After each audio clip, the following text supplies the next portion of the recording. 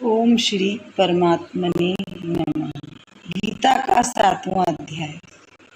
भगवान श्री कृष्ण अर्जुन को समझाते हैं कि मुझ तक यत्न पूर्वक पहुँचने वाले बहुत कम लोग हैं। भक्ति करने वाले, योग और साधना करने वाले हजारों मनुष्यों में कोई एक ही है जो मुझे जानने वाला होता है। फिर भगवान अपनी त्रिगुणात्मक माया तथा मनुष्य की न पूरी होने वाली कामनाओं और उनके त्याग का उपदेश देते हैं। भगवान कहते हैं कोई हजारों मनुष्यों में एक मनुष्य है जो मुझे पाना चाहता है, जो मुझे प्रेम करता है, जो मेरी भक्ति करता है। भगवान से सब कुछ लेना चाहते हैं, लेकिन भगवान से भक्ति नहीं करना चाहते हैं।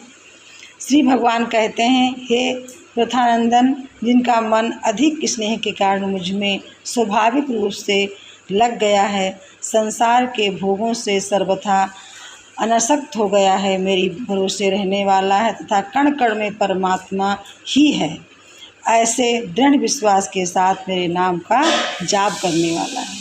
भगवान कह रहे हैं कि जिसके स्नेह के कारण जो मुझसे प्रेम करता है और उसको विश्वास हो गया है कि भगवान कण कण में विराजमान है, वही हमारे परमपिता परमेश्वर हैं।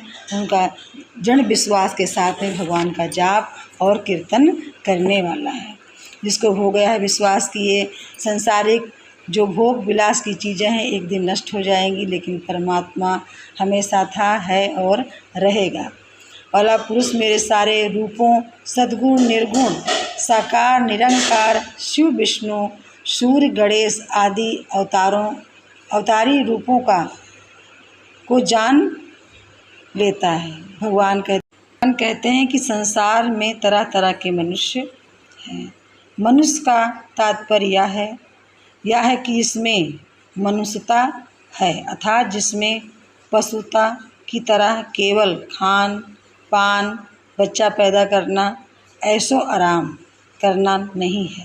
वही वास्तव में मनुष्य है, जो नीति और धर्म पर चलने वाला है, जो परलोक में स्वर्ग आदि की प्राप्ति न चाहकर इस लोक में धर्म, संपदा, भोग, कीर्ति नहीं चाहता, बल्कि सिद्धि परमात्मा प्राप्ति के लिए यत्न करता है। जो मनुष्य है वो भोग, कीर्ति, अपनी तारीफ और ये धन दौलत नहीं चाहता है। वो सिर्फ चाहता है कि भगवान की प्राप्ति कैसे हो। ये मनुष्य का जन्म बहुत दुर्लभ है, बहुत कठिनाई से मिलते हैं। कितने जीवन हम भोग कर आते हैं, तब जाकर हमको मनुष्य का जीवन मिलता है। तो इसमें थोड़ा सा भगवान की भक्ति कर लेते हैं। श्री भगवान कहते हैं कि हे महान बाहो, पृथ्वी, जल, अग्नि, वायु, आकाश या 5 महाभूत और मन, बुद्धि तथा अहंकार या 8 प्रकार के भेद वाली मेरी अपार प्रकृति है। इस अपार प्रकृति से भिन्न जीव रूप बनी हुई मेरी पर प्रकृति को जानो, जिसके द्वारा यह जगत धारण किया जाता है।